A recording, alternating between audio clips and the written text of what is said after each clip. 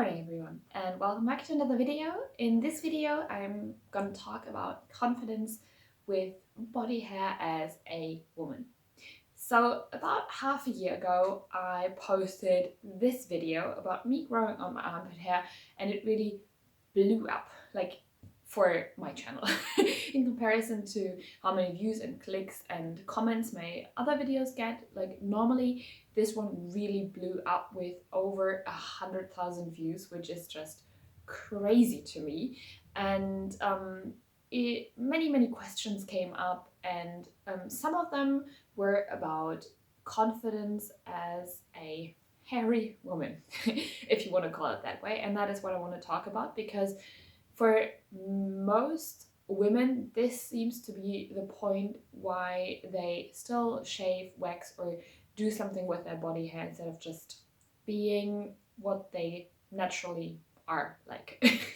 So let's talk about it, and I've got a few points that I want to cover. So the first thing that I do to make sure that I stay as confident as possible within myself is to make sure that the act of not shaving is totally my choice. I think we often have no choice about how we're influenced by advertisement or by people around us. We cannot really control that. But one thing that we can control is our choices. So as long as I say this is my choice, I have no other option in being confident with it, because I think the things that you choose are the things that you are comfortable with and the things that you should be confident about, because it was literally your choice. I think you can never be really confident with what someone else gives you. For example, let me give you an example. I wear the things, like the clothes, that I feel comfortable with.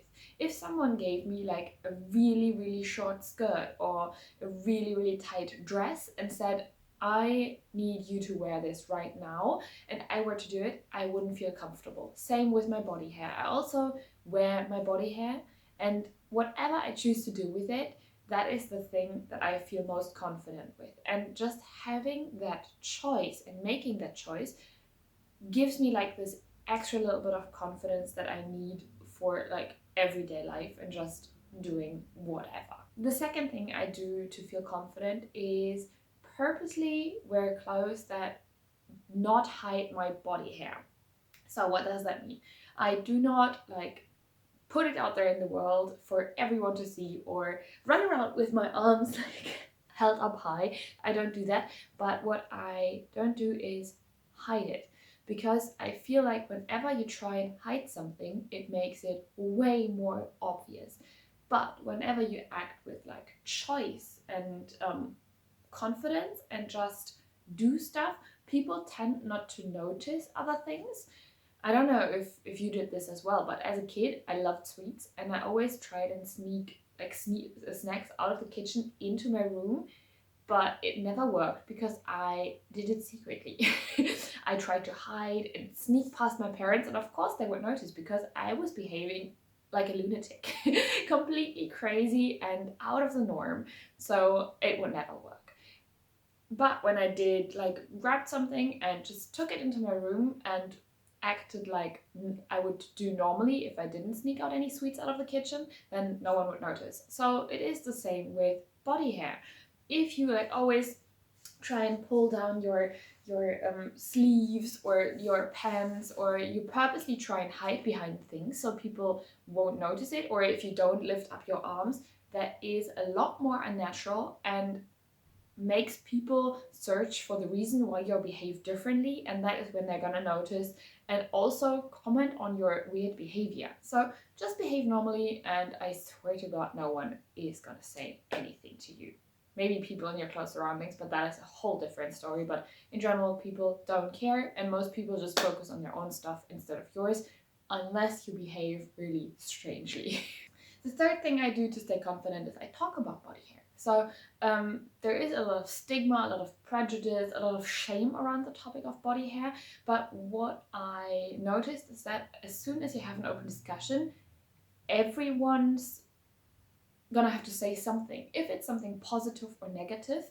But if you open up the discussion, then you're also a lot more perceptive to other people's opinions, and that is what I also listen to. I listen to pro arguments, I listen to con arguments, I listen to preferences, because not everyone is the same and no one has to agree with what I do, but I think everyone has to listen to everyone else's opinion and then form their own. So I have an open discussion, I don't hide anything, I answer questions, and I am not offended if anyone asks me a question. I'm later gonna come to like rude comments or like unnecessary comments about body hair in women, but as for asking questions and telling me, yeah, it's not their preference, I don't really care, because then I know what this person is like and I can deal with it, and I can either accept it or I say, okay, I cannot accept this opinion, and then I have to distance myself from that person. But in general, I have an open discussions, communicate my opinion, but also set boundaries for people who say,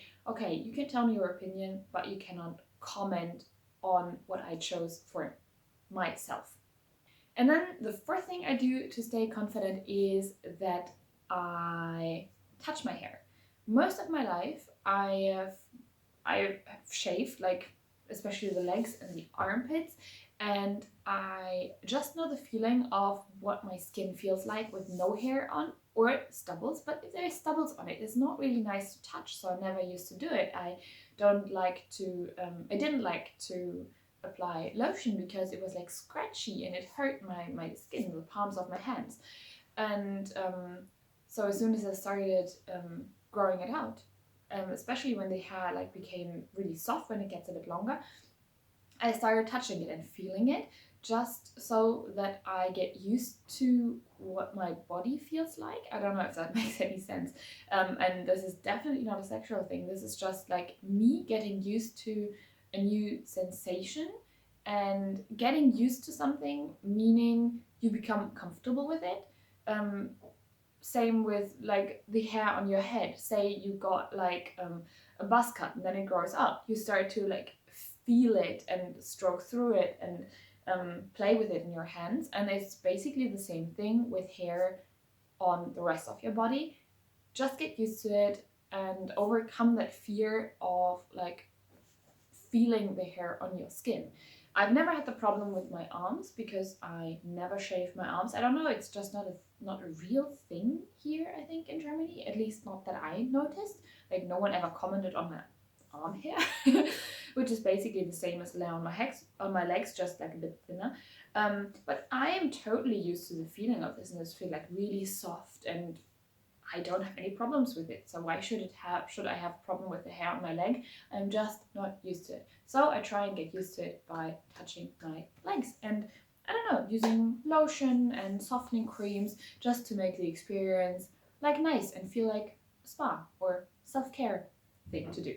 In general, my recommendation is, if you don't feel confident about your own body hair or the choices you make, still try and act confident. I know it's not always the case, also not for me in every kind of situation, but if you, it's basically you fake it till you make it. So act confident in order to feel a bit more confident each time you go outside and you meet new people and you are confronted with this topic. And now, last but not least, the last section, I wanted to talk about problems I have with having hair on my body. And that is not so much problems, but things that I get confronted with. And that is the first thing, people staring. Still, body hair on women is not a normal thing. Not yet. I hope it will one day. And I think it is more common on like elder women, like grandmas stuff. We don't expect them to shave their legs, or at least I don't, because I don't really care. It's like my grandma or anyone's grandma basically, and they're just lovely people. So I don't expect it from them, but I expect it from other people my own age or younger or even older. So you will definitely get some stares, but there is two ways I react to that. Either if I'm really bothered by it, I'm gonna confront people, and not confronting in a verbal way. I'm not rude to anyone. I don't start like a discussion or a heated argument, most of the time, if people are staring, one of the most subtle way to stop that stare is either look back and tell them, hey, I can see you looking at me, or just get closer to them. Because the closer you are, the less obvious it is for them to stare. And most people don't really feel comfortable with it, and if they do, then probably they are not like ashamed of anything, so then just forget them. But oftentimes, like getting closer, and I don't mean like this close, but like a little bit closer, makes them look away, because then it's embarrassing for them. That kind of shifts the focus from you to them, and most people don't actually like to be focused on, at least in public, when caught staring. And the second thing that I am confronted with is people commenting. And the funny thing is that mostly comes from people who are close to you, because they don't have that like shame barrier of talking about something that is like quite intimate, like shaving and body hair. But in general, I always think people asking or trying to talk to you about it is really fine, as I mentioned, because it's always a time to educate and always time to have an open discussion and kind of exchange opinions. I think that is a really, really good thing to do. So whenever people ask me about it, I'm totally open and fine with it. But as soon as people start just commenting and not being interested in like what I think about it, that I think when it becomes a problem. And what I do most of the time is, if I get like a stupid and not thought about comment, is that I ask people to elaborate on that question. I don't tell them that their opinion is wrong or that it's rude, unless it's like obviously rude, but I ask them to elaborate. Because as soon as I ask them to elaborate, they have to explain their opinion and then maybe realize that they don't really have like a basis for their opinion, so they don't really have any arguments for it, and it's just like a stupid comment, and that again shifts the focus from me to them, and that makes them uncomfortable, and then maybe next time they're gonna start thinking before they say something that is not so well thought of. Okay, I hope this helped you, and maybe you can tell me how you stay confident with body hair on your body as a woman or as a man. Maybe there's also a problem there, but I hope you enjoyed this little elaboration on body confidence, or on confidence with body hair as a woman, and I hope to see you in the next one. Bye.